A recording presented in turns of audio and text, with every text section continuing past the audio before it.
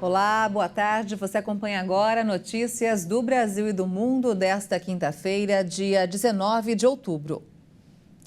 As tensões estão aumentando na Cisjordânia, onde palestinos foram mortos em confrontos tanto com as forças israelenses como com os colonos, após Israel anunciar um cerco total a Gaza em resposta aos ataques terroristas de 7 de outubro praticados pelo grupo radical islâmico Hamas. A Cisjordânia é o território palestino a oeste do Rio Jordão, adjacente a Israel e a Jordânia, e seus residentes esperam que o território faça parte de um futuro Estado palestino. Desde que Israel assumiu o controle e ocupou a Cisjordânia em 1967, após a Guerra dos 6 Dias, ela tem sido colonizada por civis israelenses, muitas vezes sob proteção militar.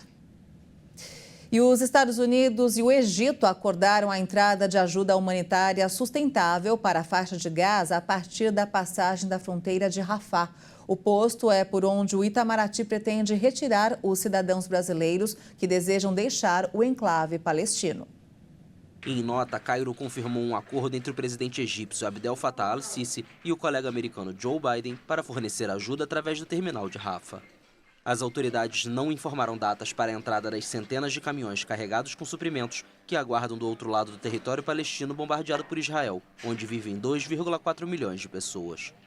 Pouco antes, Biden havia anunciado que o Egito tinha autorizado a entrada de até 20 caminhões de ajuda humanitária pela passagem, depois que Israel permitiu a chegada de comida, água e remédios no enclave.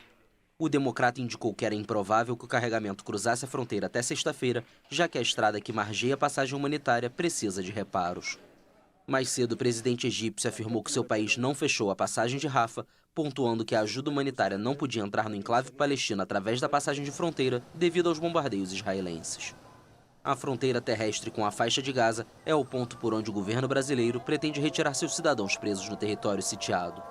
Segundo o Itamaraty, os cerca de 30 brasileiros que querem ser resgatados estão divididos em 2 grupos, um na cidade de Rafah, a cerca de 1 quilômetro da fronteira, e outro em Khan Younis, a cerca de 10 quilômetros. Apesar das negociações, ainda não há uma data prevista para a saída de Gaza. E hoje foi o dia da visita do primeiro-ministro britânico Rishi Sunak a Israel. No encontro, o premier prometeu a Benjamin Netanyahu que a Grã-Bretanha apoiaria Israel em sua hora mais sombria, se referindo aí a todo o desdobramento após os ataques do fatídico dia 7 de outubro. O primeiro-ministro britânico chegou a Israel na quinta-feira para manter conversações com o primeiro-ministro israelense, enquanto a contraofensiva de Israel contra o Hamas aumentava em Gaza. No encontro, o primeiro-ministro israelense Netanyahu afirmou durante pronunciamento ao lado de Sunak que a guerra entre Israel e Hamas será longa. Sunak saudou a decisão de Israel permitir a entrada de ajuda em Gaza e agradeceu ao governo israelense por apoiar as famílias dos reféns britânicos. Embora a declaração não diga quais capitais regionais que Sunak visitará, foi confirmado que o secretário de Relações Exteriores do Reino Unido visitará Egito, a Turquia e o Catar nos próximos dias. Pelo menos 3.785 palestinos foram mortos e 12.495 feridos em ataques israelenses em Gaza desde 7 de outubro, de acordo com o Ministério da Saúde de Gaza. O presidente iraniano Ebrahim Raisi acusa os Estados Unidos de serem cúmplices dos crimes de Israel após o ataque a um hospital em Gaza e afirmou que o mundo islâmico irá vingar-se duramente dos criminosos. Pelos crimes cometidos na Palestina e em Gaza, o mundo islâmico irá se vingar duramente dos criminosos.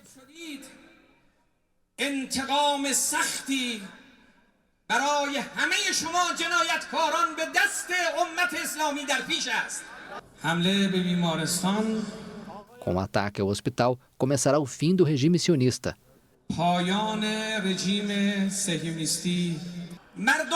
As pessoas do mundo consideram a América um cúmplice dos crimes do regime sionista. O movimento islâmico Hamas, atualmente no poder, acusou Israel pelo ocorrido. No entanto, o exército israelense afirmou que a explosão foi provocada por um disparo de foguete do grupo armado palestino Jihad Islâmica, que negou qualquer envolvimento. O governo brasileiro autorizou a entrada de 294 militares dos Estados Unidos no Brasil para um exercício combinado com o Exército. A edição deste ano, marcada para acontecer até 20 de novembro, é a primeira em território amazônico. O exercício combinado de operação e rotação, chamado de CORE, é realizado anualmente no Brasil em parceria com as forças norte-americanas. O CORE surgiu em 2015 por meio de um acordo de cooperação de defesa entre Brasil e Estados Unidos. No ano passado, os militares brasileiros participaram do exercício conjunto nos Estados Unidos. Neste ano, o CORE 23 será realizado no Pará e no Amapá. Segundo o Comando Militar do Norte, esta será a primeira vez que o exercício combinado com o Exército norte-americano acontece em território amazônico. Além do decreto autorizar a entrada de quase 300 militares norte-americanos no país, também permite que as forças dos Estados Unidos ingressem ao país com armamentos e outros equipamentos. O Exército informou que o exercício tem como objetivo aumentar a capacidade operacional da tropa, manter os laços históricos entre os países e incrementar a integração e a cooperação entre os dois exércitos. E ainda sobre o conflito no Oriente Médio, apesar do veto ocorrido ontem dos Estados Unidos à proposta brasileira, as negociações continuam.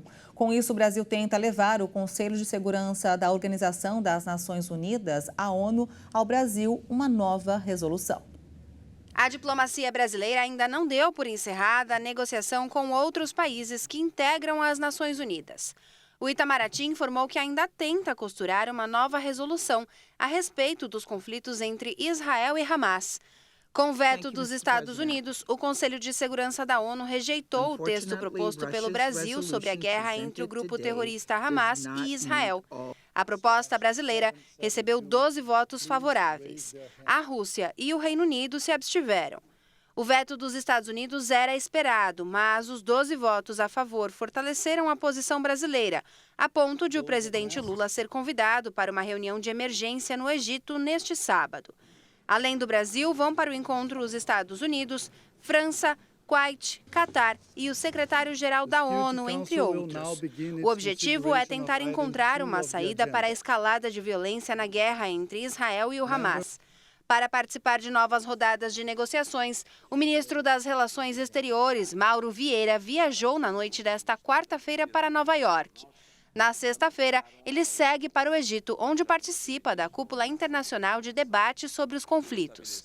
Segundo diplomatas em Nova York, a importância de seguir na tentativa de aprovar um texto semelhante ao apresentado pelo Brasil se materializa na ajuda para palestinos na faixa de Gaza e também na libertação de reféns sequestrados pelo Hamas.